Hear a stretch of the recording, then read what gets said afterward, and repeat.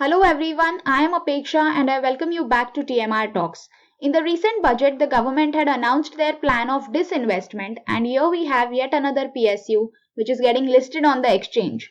In the last month, we saw IRFC which got listed, and now it is RailTel. So RailTel is a mini Ratna company. It is an infrastructure and communication service provider.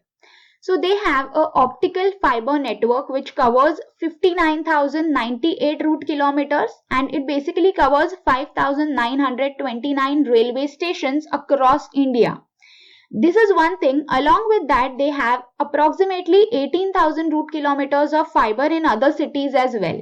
So by this we understand that they have their network across Indian railways, but that's not it. They are also penetrating in other cities and towns.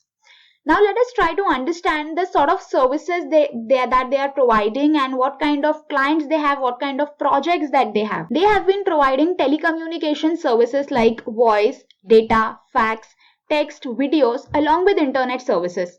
You might have heard of RailWire. So they offer this broadband service. Plus they have hardware, software integration system projects that are undertaken by the company.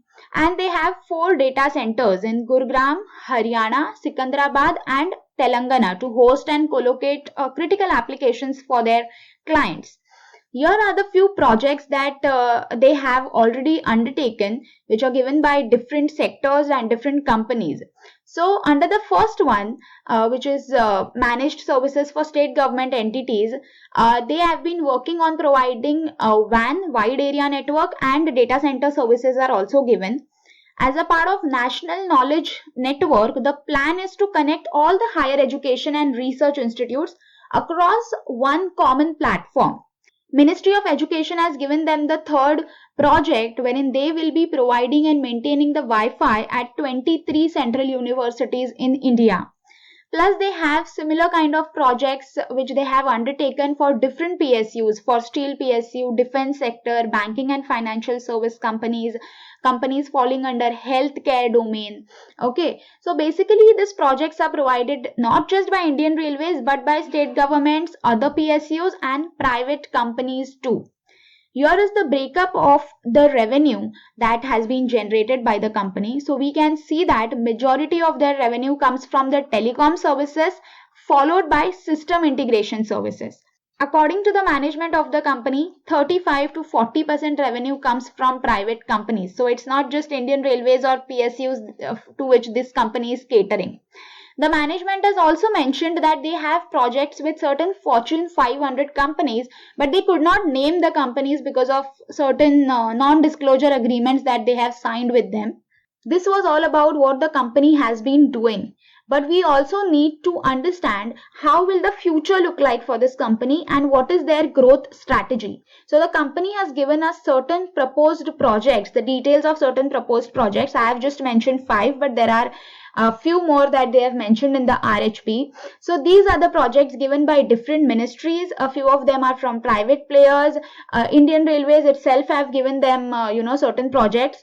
So under the village connectivity project, the government of India is planning to connect 6 lakh villages in 1000 days. They are also in talk with Kenyan government for a project wherein they would be integrating the education through a digital literacy program. Also, they are planning to expand their network through some projects in Bangladesh as well as Africa. Now that we have understood the future projects and the plans, I think we can move ahead and talk about the income levels of the company. So here is the revenue of the company. It is making 11,660 million as of FY20. So the revenue of the company is at a same level. So there isn't any significant growth as such. But since 2007-8, the company is a profitable entity. Also, considering the future project details which are given by the company, we can see that there is a good scope of rise. Plus, the company is also declaring dividends, which is a very good sign for the long-term, investors.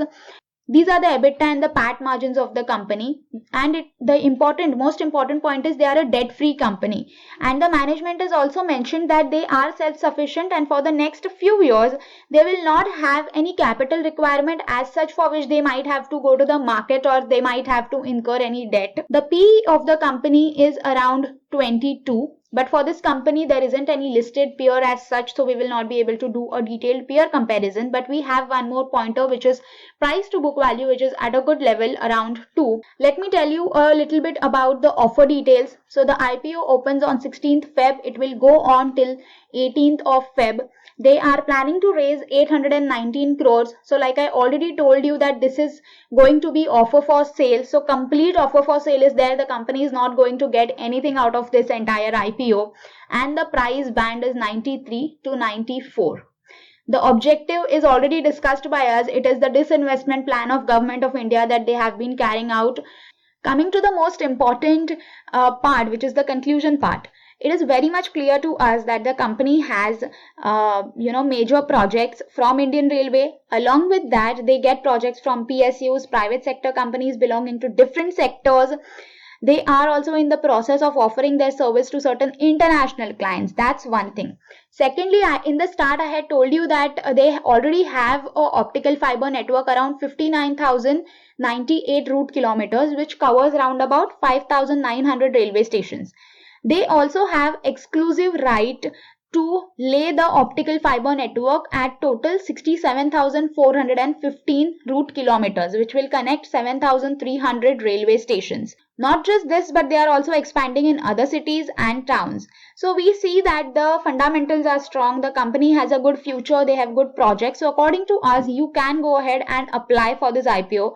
So that's it from my side. If you have any questions, queries, doubts or comments, you can mention it in the comment section. And if you haven't subscribed to our channel, please do that. We do come up with videos related to economic analysis, financial analysis, company IPO, etc. That's it from my side. Thank you so much.